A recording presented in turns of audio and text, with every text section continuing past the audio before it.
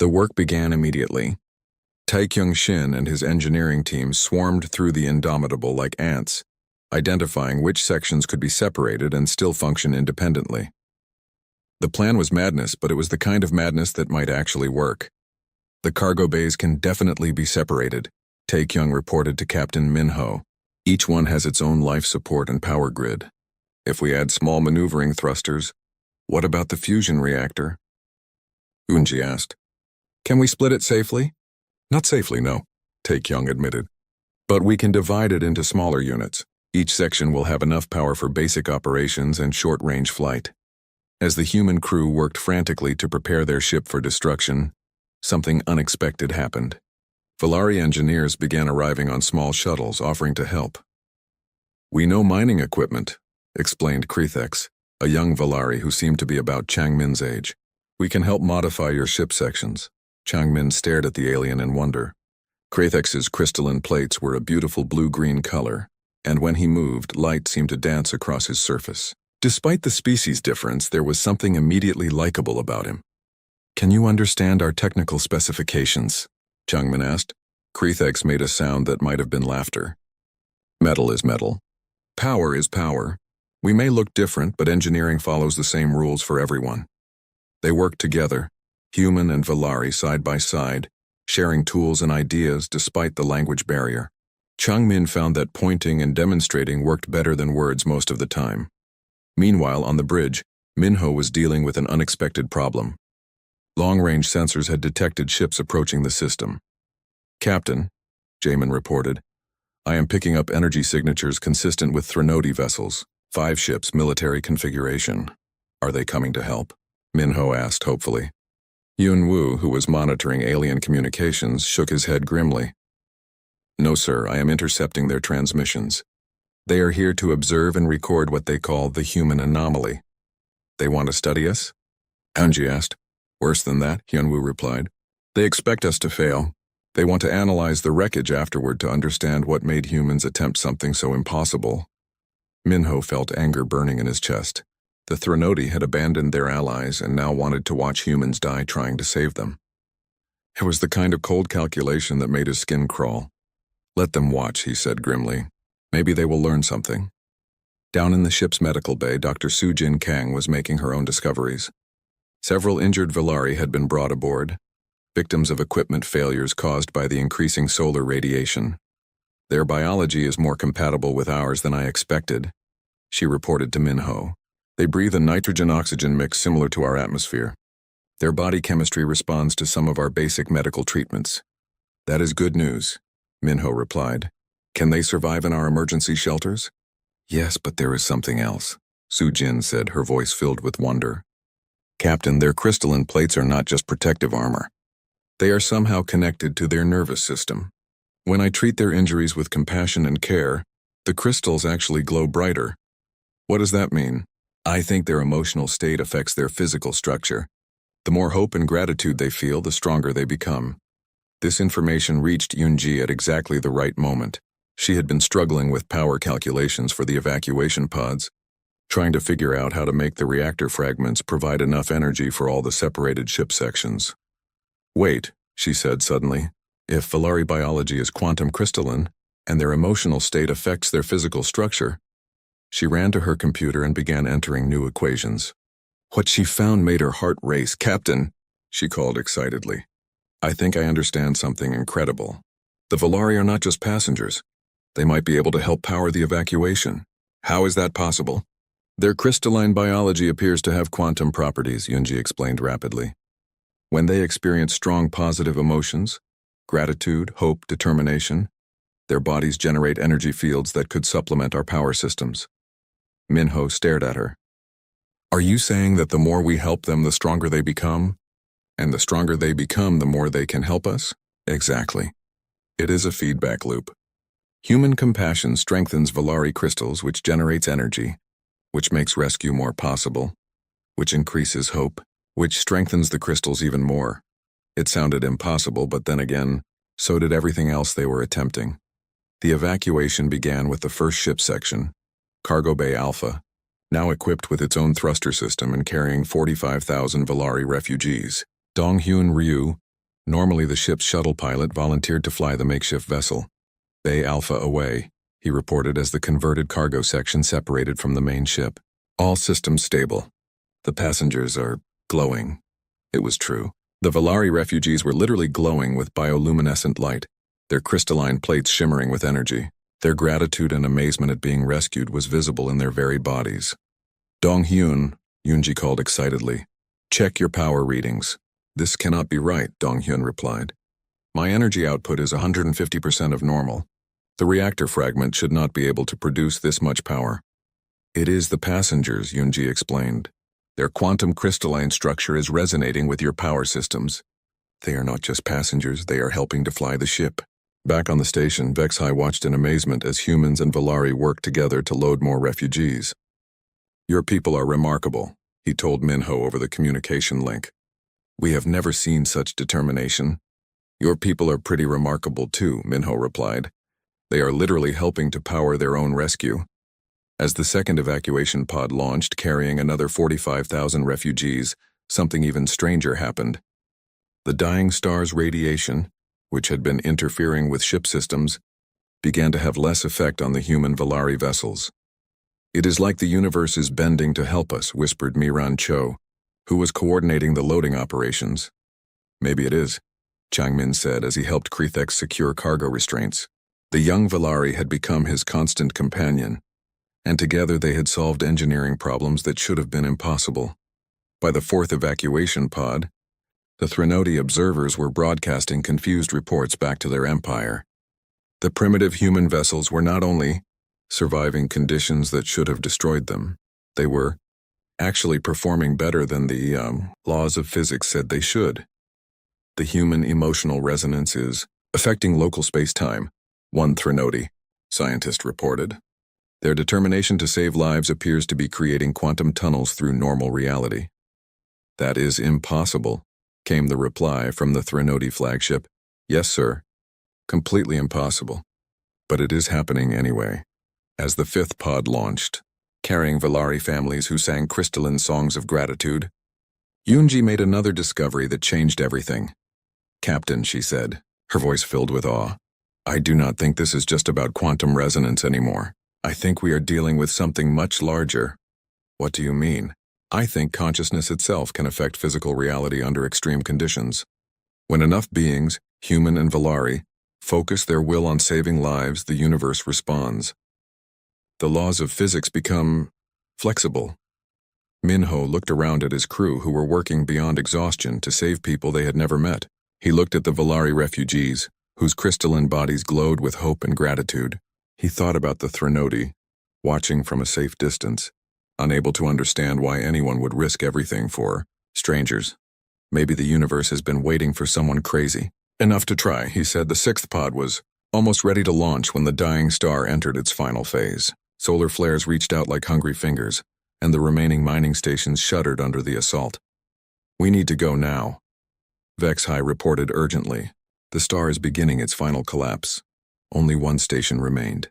Station Prime, where HFY and the last 200,000 Valari waited for rescue. But there was a problem. The final evacuation pod could only hold 150,000 beings, and someone would have to stay behind to operate the station's systems until the last moment. I will remain, HFY said simply, as will 4999 volunteers. We will ensure that everyone else escapes safely. No, Minho said firmly. Nobody gets left behind. Not on my watch. But with less than 2 hours until the star exploded, it seemed like some choices were inevitable. The Indomitable dropped out of faster-than-light travel at the edge of the Valari system, and the crew immediately understood why the Threnody Empire had refused to help. The star at the center of the system was dying in the most violent way possible. Massive solar flares reached out like angry arms, cooking everything in their path.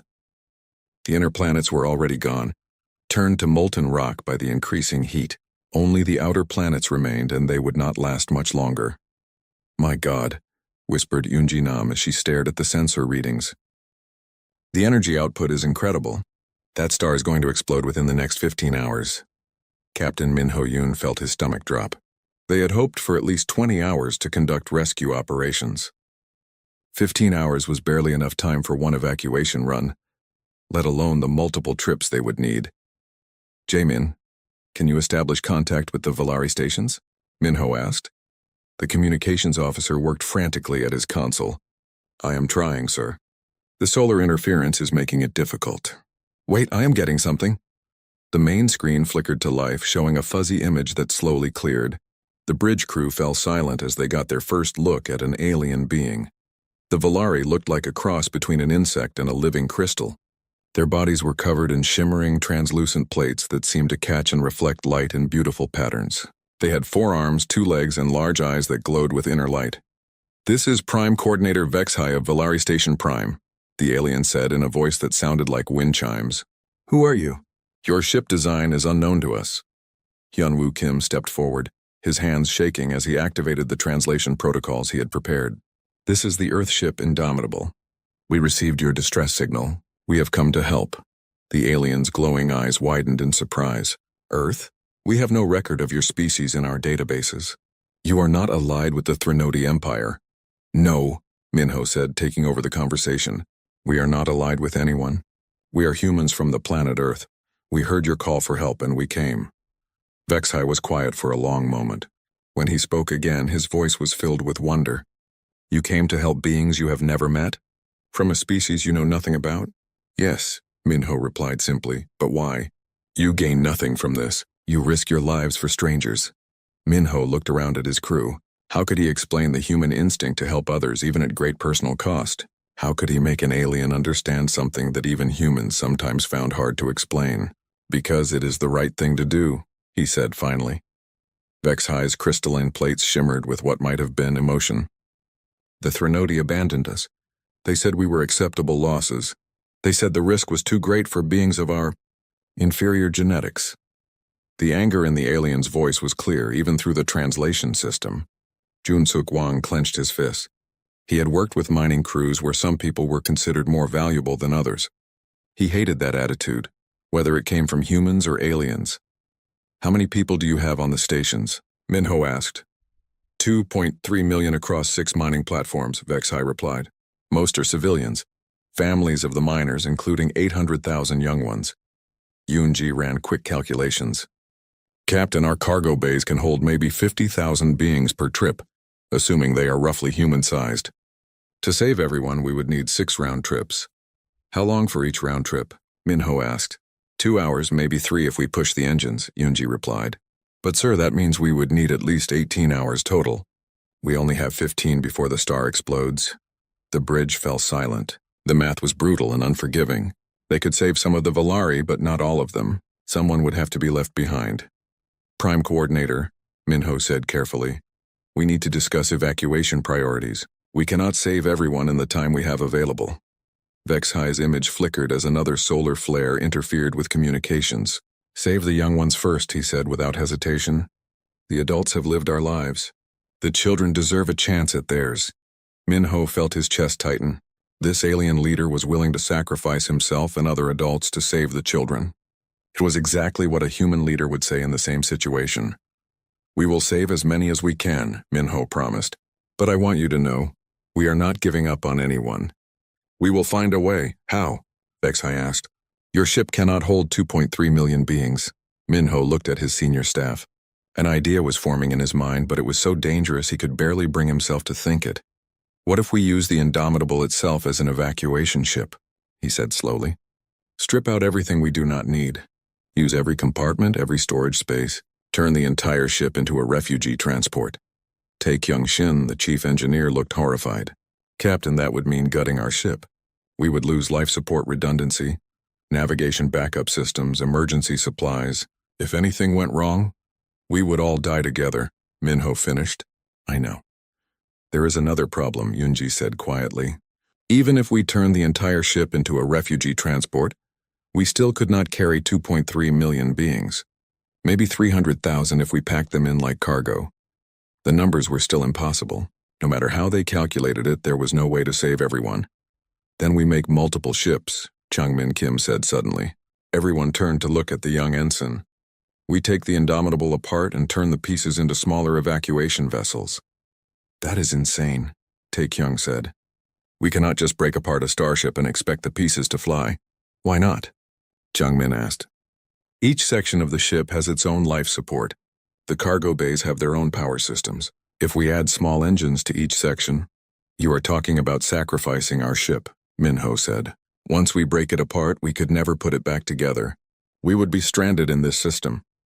Better than leaving 2 million people to die, Jung-min replied. Jun-suk nodded slowly. The kid has a point. I have worked on mining ships that were basically just cargo pods with engines. If we strip this ship down to its basic components, we could create 6 or 7 independent evacuation pods, Yoon-ji said, her scientific mind starting to work on the problem. Each one powered by a piece of our fusion reactor. Minho felt his heart racing. What they were discussing was technical suicide. They would be destroying their only way home on the slim chance that they could save alien lives. Sir, Jamin said from his station, I am receiving another transmission from HFY. The alien leader appeared on screen again, his crystalline features more serious than before. Human Captain Minho, we have been monitoring your discussions. We cannot ask you to sacrifice your ship for us. You are not asking, Minho replied. We are offering, but you would be stranded here. You would die with us when the star explodes. Minho smiled grimly. Maybe. Or maybe we will figure out a way to escape. Humans are pretty good at doing impossible things. HFY's plates shimmered again. Your species is remarkable. We have never encountered beings willing to risk so much for others. Then you have not met the right people, Minho said. Give us 6 hours to prepare. We are going to try something that has never been done before. As the connection ended, Minho looked around at his crew. They were about to attempt something that violated every principle of spaceship design and operation. They were going to tear apart their vessel and turn it into a fleet of makeshift rescue ships. It was crazy. It was impossible. It was exactly the kind of thing humans did when the universe said something could not be done. Captain Min Ho-yoon stood on the bridge of the UES Indomitable, staring at the orders on his screen. He had read them 5 times, but they still did not make sense. Launch immediately for an alien star system. Attempt to rescue unknown life forms. Risk everything on humanity's first contact with another species. Sir? Lieutenant Yoonji Nam, the ship's physicist, looked at him with worried eyes. Are the orders real? Minho nodded slowly. As real as anything can be. We are going to try to save aliens from a dying star. The bridge crew exchanged glances. They had trained for exploration missions, scientific surveys, and maybe some asteroid mining. Nobody had prepared them for a rescue mission to save beings they had never seen. How much time do we have? Asked Jun-Suk Wang, the ship's mining specialist. He was a tough man who had spent years working in the asteroid belts, but even he looked nervous. 60 hours to reach their system, Minho replied. Then maybe 12 hours to get everyone loaded before their sun explodes. That is cutting it very close, Yoonji said, running quick calculations on her tablet. We will have to push the fusion drives harder than they were designed for. Minho walked to the main display screen, which showed a map of local space. The Valari system was a tiny dot at the edge of their range. It might as well have been on the other side of the universe. I will not lie to any of you, he said to his crew. This mission is dangerous. We do not know if these aliens are friendly. We do not know if their biology is compatible with our ship systems. We do not even know if we can communicate with them properly. He paused, looking at each face on the bridge. These were good people, volunteers who had signed up to explore the stars. They did not deserve to die in some alien system, trying to save creatures they had never met. Anyone who wants to transfer off this ship can do so now, Minho continued. I will not think less of anyone who chooses to stay behind. The bridge was quiet for a long moment. Then Jun-Suk spoke up. Captain, I spent 10 years mining rocks in space. Most of the time it was just me in the emptiness. I always wondered if there was anyone else out there. He smiled grimly. Now I know there is. I am not missing this for anything. One by one, the other crew members nodded their agreement. Yoonji adjusted her calculations for maximum engine output. The communications officer, Jamin Oh, began preparing translation protocols. Everyone moved with quiet determination. Down in the medical bay, Dr. Soo-Jin Kang was having her own crisis. She had no idea what alien biology might look like. How do you prepare to treat patients when you do not know if they have blood, bones, or anything resembling human anatomy? I guess we start with the basics, she muttered to herself, gathering supplies. Oxygen, water, basic nutrients. If they breathe something else or eat something toxic to us, We will figure it out when we get there. Meanwhile, back on Earth, Secretary General Young-hee Lim was dealing with a different kind of crisis. News of the alien signal had leaked to the media. Every television station and internet site was running wild stories about invasion fleets and first contact protocols. "Madam Secretary," her aide said nervously, "the Chinese ambassador is asking why Korea gets to make first contact. The Americans want to know why we did not consult NATO. And the Russians are demanding to send their own ship." Young-hee rubbed her temples. "Tell them we do not have time for politics. Tell them the Valari will be dead in 3 days if we do not act now. Tell them they can argue about jurisdiction after we save some lives." Her aide looked doubtful. "I do not think they will accept that answer." "Then tell them this," Young-hee said firmly. "Korea discovered the signal. Korea has the only ship ready for deep space missions, and Korea is going to do what is right, regardless of what anyone else thinks." Back on the Indomitable, Hyun-woo Kim had been brought aboard as an emergency translator. He sat in the communications room with Yemin, trying to prepare for conversations with beings they knew nothing about. The mathematics in their distress call was clear, Hyun-woo explained. They use base 12 counting, which suggests they might have 6 fingers on each hand. Their time measurements are different from ours, but we can convert them. "What about language?" Jamin asked. "How do we talk to them?" "We start with pictures and numbers," Hyun-woo replied. "Universal concepts like physics and chemistry. If they are smart enough to build space stations, they understand the same scientific principles we do." As the Indomitable prepared for launch, more volunteers kept arriving. Engineers, doctors, linguists, and even some military personnel who wanted to be part of humanity's first rescue mission. The ship was designed for a crew of 200, but more than 300 people had volunteered. "We cannot take everyone," Min-ho told his senior staff. "We need to save space and wait for the refugees." "Sir," said Changmin Kim, a young ensign fresh from the academy, "what if some of us stay behind on the alien stations? To help with the evacuation? We could make more room on the ship for refugees." The senior officers stared at him. What he was suggesting was essentially a suicide mission. If they stayed behind to help load civilians, they would not make it back to the ship before the star exploded. "That is very brave," Min-ho said carefully, "but I cannot ask anyone to do that." "You are not asking," Changmin replied. "I am volunteering, and I know others will too." Min-ho felt a heavy weight in his chest. These young people were willing to die for aliens they had never met. It was either the most noble thing he had ever seen or the most foolish. "We will discuss that option when we get there," he said finally. "Right now, let us focus on reaching the Valari system alive." The launch came sooner than anyone expected. Political pressure from other nations was mounting, and Secretary General Young-hee decided to send the ship before anyone could stop them. "Indomitable, you are cleared for departure," came the voice from Mission Control. "Good luck, and may you bring honor to all humanity." Min-ho felt the fusion drives ignite beneath him. The ship accelerated smoothly away from Earth, heading for a star system where millions of beings were counting down their final hours. "Time to destination?" he asked. 59 hours, 37 minutes, Yoon-ji replied. "Assuming everything goes perfectly," Min-ho smiled grimly. In his experience, nothing ever went perfectly. But sometimes, if you were very lucky and very determined, you could make the impossible happen anyway. Behind them, Earth shrank to a tiny blue dot. Ahead lay the unknown, and the slim chance of saving lives that mattered just as much as human ones. Dr. Hyun-woo Kim rubbed his tired eyes and stared at the computer screen. He had been working at the Seoul Deep Space Communication Array for 12 hours straight. Most days his job was boring. He listened to empty space, hoping to find something interesting among the radio waves and cosmic noise. But today was different. A strange pattern kept appearing in the data.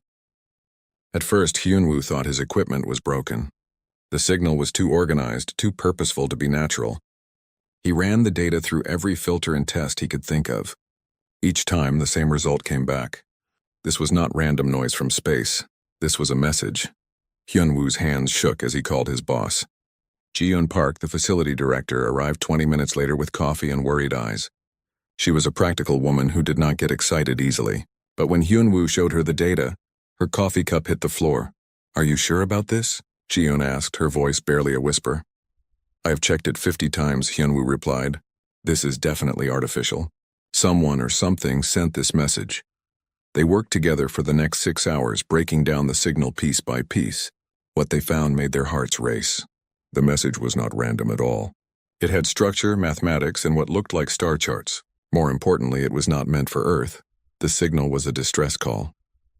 Hyunwoo managed to decode parts of the message using basic mathematical principles. The beings who sent it called themselves the Valari. They were asking for help from someone called the Threnody Empire. Their son was dying and they needed evacuation ships immediately. "Look at these numbers," Hyunwoo said, pointing at his screen. "They have 2.3 million people trapped on mining stations around their outer planets. And this timestamp here, if I am reading it correctly, they only have 72 hours before their sun explodes." Ji-un stared at the coordinates in the message. The Valari system was far away, but not impossibly far. With Earth's newest fusion drives, a ship could reach them in about 60 hours. The math was tight, but it could work.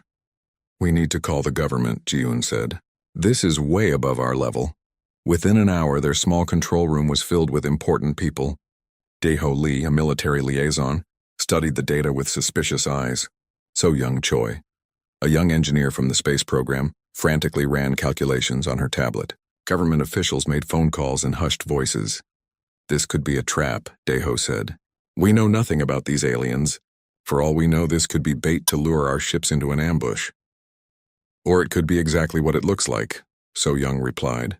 "A desperate call for help from people who are about to die." "People?" Dae-ho laughed bitterly. "These are not people. These are aliens. We do not know anything about them. We do not know if they are friendly or hostile. We do not even know if they look like us." Hyunwoo felt frustrated. While they argued, millions of beings were counting down their final hours. "Does it matter what they look like?" he asked. "They are going to die if no one helps them." "It is not our problem," Dae-ho said firmly. "Humanity has enough troubles without getting involved in alien wars." "This is not a war," So Young said, waving her tablet. "Look at my calculations. Their sun is going supernova. This is a natural disaster, not a conflict." Ji-un watched the argument with growing concern. She had spent her career listening to empty space, dreaming of the day humanity would find proof of other intelligent life. Now that moment had arrived, and all anyone could do was argue about politics and safety. "There is something else," Hyunwoo said quietly. The room fell silent.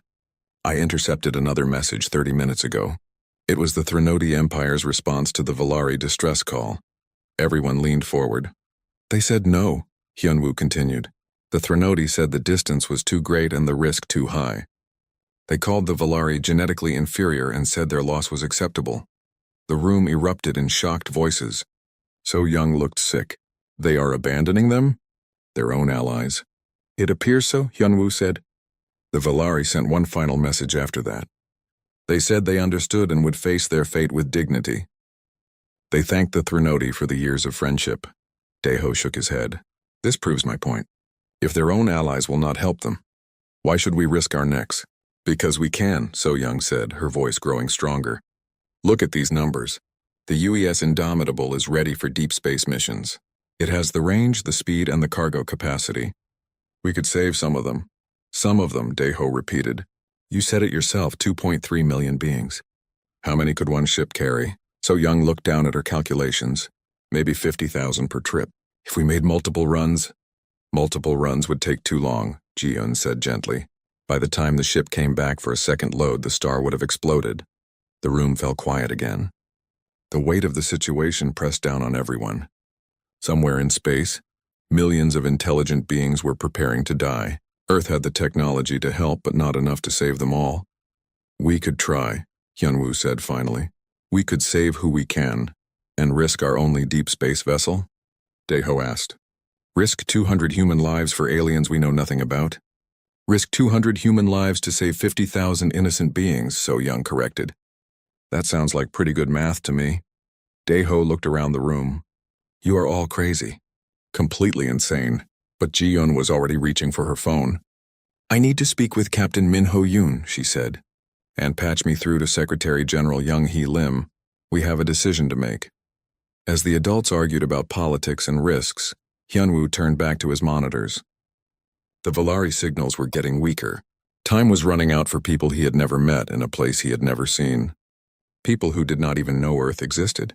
But somehow, that made helping them feel even more important. Outside, the sun was setting over Seoul. In a few hours, it would rise again, just like it had for billions of years. The Valari would not be so lucky. Their sun would never rise again, unless humanity decided to do something impossible. Captain Min Ho-yoon stared at the final evacuation numbers, refusing to accept what everyone else could see clearly. The math was brutal. 200,000 Valari remained on Station Prime, but the last evacuation pod could only hold 150,000. Someone had to stay behind. There has to be another way, Min-ho said for the 10th time in the past hour. Captain, Vex-Hai's voice came through the communication system. We have accepted our fate. Save who you can. Do not let our sacrifice be meaningless. But Jun-Suk Wang was studying the problem from a different angle. The tough mining specialist had spent years moving massive amounts of cargo through space, and he knew there were always creative solutions. What if we do not use the evacuation pod at all? He said suddenly. Everyone turned to look at him. Explain, Min-ho ordered. We still have the main hull of the Indomitable, Jun-Suk said. We stripped out the cargo bays and other sections, but the basic framework is still intact. What if we turn the entire remaining ship into one giant evacuation vessel? Tae-Kyung-shin looked horrified. Jun-Suk, that would mean removing life support barriers, tearing out bulkheads, eliminating safety systems. The ship would become one big open space with no backup anything. Exactly, Jun-Suk replied. No wasted space for corridors or separate compartments. Just one massive cargo hold that could fit everyone. It would be a death trap, Tae-Kyung protested. If anything went wrong, everyone would die instantly. As opposed to definitely dying when the star explodes? Jun-Suk asked grimly. Min-ho felt the weight of command pressing down on him. What Jun-Suk was suggesting meant gutting their ship so completely that it would barely qualify as a spacecraft anymore. They would be flying a hollow shell through space, hoping it held together long enough to reach safety. How long would the conversion take? He asked. 6 hours with our crew, Tae-Kyung estimated. But sir, I cannot guarantee the structural integrity. We would be flying on hope and luck. Then we better start now, Min-ho decided, and hope we have enough of both. The work began immediately, but this time it was different. Word of the human plan spread through the Valari stations, and something remarkable happened. Thousands of Valari engineers volunteered to help, even though it meant risking their lives on a ship that might fall apart at any moment. Chang-min Kim found himself working alongside Krethex again, but now they were joined by dozens of other Valari. The language barrier had largely disappeared. They communicated through gestures, shared tools, and mutual determination. Your people are crazy, Krethex told Chang-min as they removed another bulkhead. His translation device made his words sound amused rather than critical. Yeah, we get that a lot, Chang-min replied, grinning as he helped lift a heavy panel. Your people are pretty crazy too, volunteering to fly in this thing. We learned from watching you, Krethex said. Sometimes crazy is the only way to do impossible things. Meanwhile, Dr. Soo-Jin Kang was making preparations for the most dangerous medical situation she had ever faced. If something went wrong during the evacuation, she would be treating 200,000 patients in a ship with no medical facilities. I am setting up field hospitals using the emergency supplies, she reported to Min-ho. But Captain, if we lose life support integrity, then we all die together, Min-ho finished. I know, Doctor, but we also might all live together. Those are better odds than leaving 50,000 people behind. As the Indomitable was gutted and converted, the Threnody observation ships moved closer. They had been monitoring human communications and could not believe what they were hearing. They are destroying their own vessel to save aliens, reported Commander Zaltek to his superiors. The ship they are creating violates every principle of safe spacecraft design. And they expect it to work? Came the reply from the Threnody home fleet. Apparently, yes, sir. The humans seem to believe that determination and cooperation can overcome physical limitations. Ridiculous. Monitor their failure and prepare to recover any useful technology from the wreckage. But something the Threnody did not understand was happening aboard the converted Indomitable. As humans and Valari worked together, sharing tools and solving problems as a team, the quantum resonance effect that Yoonji had discovered was growing stronger. The Valari workers were not just glowing now. They were practically blazing with bioluminescent energy. Their crystalline plates were resonating in harmony, creating energy fields that seemed to strengthen the ship's modified structure. Captain, Yoonji reported excitedly. The quantum resonance is affecting the molecular bonds in our hull plating. The ship is actually becoming stronger as we work together. That is impossible, Taekyung protested, even as he watched his instruments confirm what Yoonji was saying. So was everything else we have done today, Minho replied. I am starting to think impossible is just another word for something nobody has tried hard enough to do. With 2 hours remaining before the star's explosion, the conversion was complete. The Indomitable had been transformed from a sleek exploration vessel into something that looked like a giant flying warehouse. Most of the interior walls were gone, replaced by a vast open space filled with emergency life support stations. She is not pretty, Jun-suk admitted, but she will hold everyone. The final evacuation began. Valari families streamed aboard the converted ship, carrying whatever belongings they could manage. Children clutched crystalline toys that glowed with inner light. Adults helped elderly members who moved slowly on legs weakened by low gravity.